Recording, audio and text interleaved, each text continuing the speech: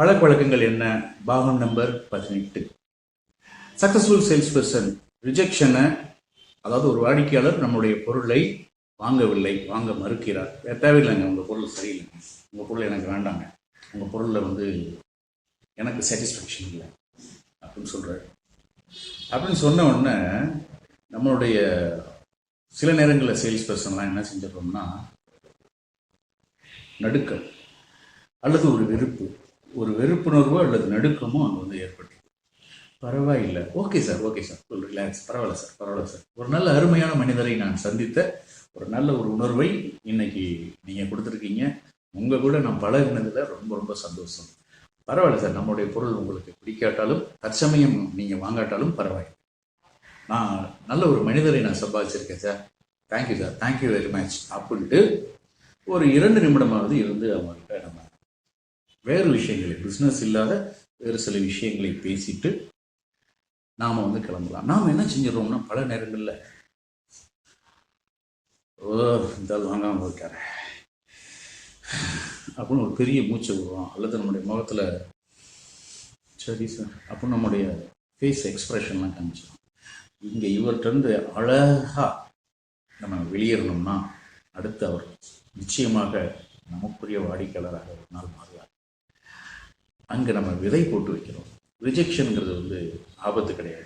ஒருத்தர் வந்து நம்ம பொருளை வாங்கலை அப்படின்னா அது வந்து ஆபத்து கிடையாது, டேஞ்சர், அப்படியா இருக்க முடியாதுன்னா கிடையவே கிடையாது. அது ஒரு விதையே அழகாக ஒரு விவசாயி மாதிரி தோண்டி அழகாக விதைச்சிட்டு வரும். செய்யலாமா? அந்த ரிஜெக்ஷன் அப்படிங்கிறது வந்து அழகாக ஹேண்டில் பண்ணி, ஜம்னு ஹேண்டில் பண்ணி, இந்த பையன்கிட்ட நம்ம வாங்கலை, இந்த பாப்பாட்ட நம்ம வாங்கலை, இருந்தாலும் ரொம்ப அழகாக பேசிட்டு ரொம்ப அற்புதமாக நம்மகிட்ட பிஹேவ் பண்ணுறாங்களே அப்படிங்கிற ஒரு பிராண்டை, இப்போ நான் தான் ஒரு சேல்ஸ்மேன் தான், சின்னராஜாங்கிற ஒரு பிராண்டை அவருடைய மனசுக்குள்ளே நம்ம விதைக்கலாம். இது மிகப்பெரிய சக்ஸஸ்ஃபுல்லான சேல்ஸ் பர்சனுடைய ஒரு நல்ல ஒரு ஆக்டிவிட்டி. ரிஜெக்ஷனுங்கிறது இல்லாமல் சேல்ஸ் இருக்காது. அதாவது வாங்குறவங்க எல்லாருமே வாங்கிட்டு போயிட்டாங்கன்னா, நம்ம போகிற டோர் நாக்கிங் எல்லாமே சக்ஸஸ் ஆயிடுச்சுன்னா கடவுளுங்கிற ஒருத்தர் கிடையாது இல்லையா? நமக்கு பாடம்னு சிலது வேணும் இல்லையா? அதனால் ரிஜெக்ஷன் எல்லாமே நமக்குரிய பாடம். ஆனால் அங்கேருந்து நம்ம எப்படி ரிலீவ் ஆகி வர்றோம், எங்கே நம்ம வாபஸ் ஆகி வர்றோமோ அங்கே விதையை தூண்டி விட்டு வரும். நாமெல்லாம் என்ன செஞ்சுக்கிட்டு இருக்கிறோம் அப்படிங்கிறதையும் நீங்கள் இங்கே எழுதலாம். நிராகரிப்புங்கிறது வந்து சேல்ஸ் பர்சனை நிராகரிக்கிறதா இருக்காது. ஒரு ரிஜெக்ஷன் வேண்டாங்க அப்படின்னு சொல்லிட்டார், அப்படின்னு இந்த பேனாவை வந்து ஒருத்தர் வந்து வேண்டான்னு சொல்லிட்டார் ஒரு கஸ்டமர். அப்போனா இந்த பேனாவை தான் அவர் விரும்பவில்லையே தவிர நம்மளை இல்லை.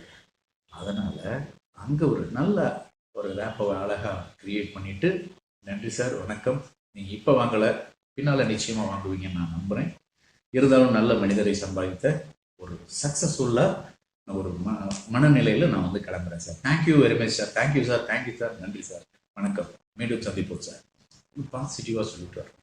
செய்யலாமா? நன்றி நண்பர்களே. உங்களுடைய கமெண்ட்ஸை நீங்கள் டைப் பண்ணுங்கள், நான் எதிர்பார்த்து கொண்டே இருக்கிறேன். உங்கள் நண்பன் சின்னராஜா. பாய் பாய்.